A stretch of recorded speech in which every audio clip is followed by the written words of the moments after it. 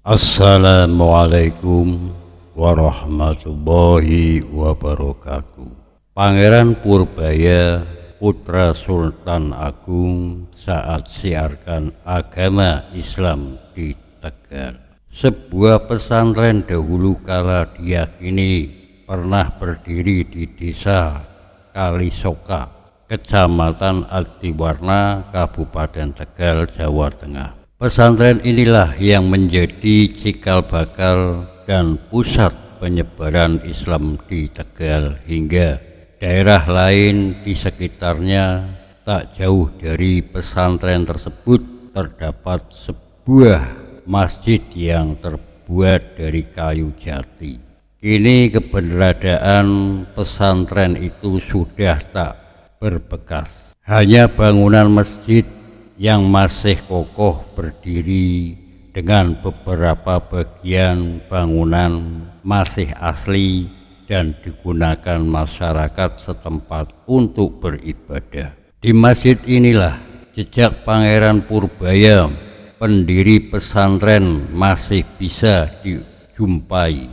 Pangeran Purbaya adalah salah satu putra dari Sultan Agung Raja Mataram yang berpusat di Yogyakarta. Pangeran Purbaya diyakini pernah hidup di Kalisoka untuk menyiarkan Islam hingga akhir hayatnya. Soalnya juga dipercaya sebagai seorang wali yang memiliki karomah atau kesaktian yang bersumber dari Allah Subhanahu wa Ta'ala. Di Kalisoka, Pangeran Purbaya mendirikan masjid dan pesantren untuk mendukung kegiatan syiarnya. Di masjid dan pesantren itu rutin digelar pengajian untuk masyarakat. Keberadaan masjid dan pesantren ini membuat desa Kalisoka juga dikenal dengan nama Kalisoka Pesantren. Pangeran Purbaya wafat dimakamkan di Kalisoka.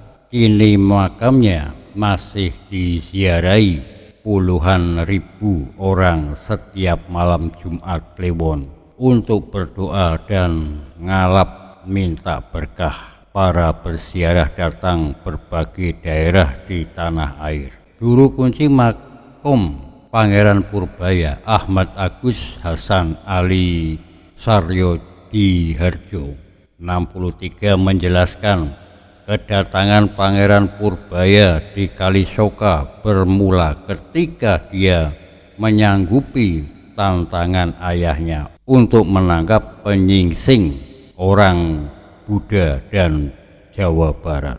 Raja Mataram melakukan perintah penangkapan karena penyingsing dianggap mengganggu ketentraman keraton. Pada masa itu, di keraton keluarga besar Mataram maju maka diganggu oleh penyingsing dari luar keraton dan kesaktiannya. Semua makanan dibuat hilang.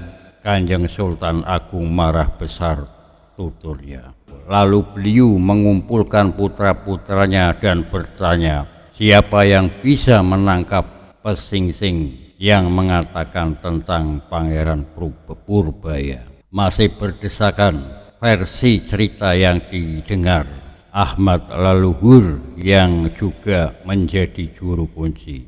Pangeran Purbaya dan nama Semarang Ki Judgu, Ki Jagu, Ki Jadung, Ki Jadung Silorong kemudian berangkat ke arah utara untuk menangkap penyingsing dengan membawa 2 batalion pasukan keraton. Setelah melewati sejumlah daerah seperti Purworejo, Purbolinggo, dan Purwokerto, Pangeran Purbaya akhirnya bertemu dengan penyingsing di Tebuh. Setelah melewati sejumlah daerah seperti Purworejo, Purbolinggo, dan Purwokerto, Pangeran Purbaya akhirnya bertemu dengan penyingsing di sebuah telaga yang kini masuk wilayah kota Tegal.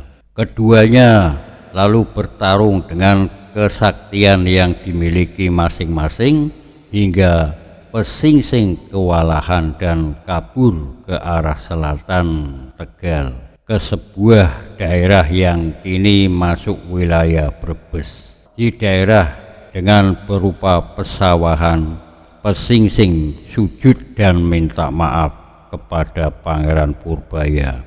Pangeran Purbaya kemudian memaafkan, sedangkan perjanjian dengan ayahnya kalau tidak bisa menangkap Pesingsing, Pangeran Purbaya tidak boleh kembali lagi ke keraton. Akhirnya Pangeran Purbaya jalan lagi ke utara dan sampai di daerah yang sekarang bernama Kalisoka. Saat itu Kalisoka masih berupa hutan, jadi Pangeran Purbaya babat alas katanya. Ahmad menambahkan, Pangeran Purbaya memiliki istri yang merupakan anak dari Ki Gede Setbayu, sosok ulama yang dipercaya sebagai pendiri Kabupaten Tegal. Sebelum bisa mempersunting putri Ki Gede Setbayu, Pangeran Purbaya lebih dahulu harus mengikuti sayembara bersama 24 raja dari sejumlah daerah. Sayembara adalah merobohkan pohon jati di sebuah wilayah yang kini bernama Adiwara. Sayembara merebutkan pohon jati tanpa alat, tangan kosong. Ternyata yang 24 orang enggak mampu, yang mampu hanya Pangeran Purbaya. Akhirnya Pangeran Purbaya dinikahkan dengan putri Ki Gede Setbayu oleh Anggawana, putra Ki Gede Setbayu yang lain terangnya. Menurut Ahmad, pohon jati yang berhasil dirobohkan dengan cara ditendang itu kemudian diminta Anggawana untuk dibawa Pangeran Purbaya ke Kalisoka dan kayunya digunakan untuk membuat masjid. Jadi masjid peninggalan Pangeran Purbaya tersebut dari jati yang digunakan dalam sayembara. Jati itu sangat besar, tidak ada yang tahu bagaimana Pangeran Purbaya membawanya ke sini. Kata Ahmad yang sudah 17 tahun menjadi juru kunci ini. Ahmad mengatakan, dalam proses pembangunan masjid, Pangeran Purbaya juga berhubungan dengan Wali Songo, bahkan dia meyakini Pangeran Purbaya adalah wali ke-9. Pangeran Purbaya itu wali yang ke-9 dengan nama Syed Syekh Ahmad Gofar Assegaf ucapnya. Selain makam Pangeran Purbaya, di dalam kompleks makam juga terdapat makam sejumlah keturunan dari murid Pangeran Purbaya dari Brebes, Tegal, dan Pemalang. Pangeran Purbaya sendiri memiliki 6 anak, namun tidak seluruhnya terlecap jejaknya. Anak-anak Pangeran Purbaya bernama Ki Ageng Umar, Ramidin, Kanafi, Hasan Makmin, Kiai Abdul Ghani, dan Kiai Besar pungkasannya. Wallahu alam, kiranya cukup sekian dulu. Wassalamualaikum warahmatullahi wabarakatuh.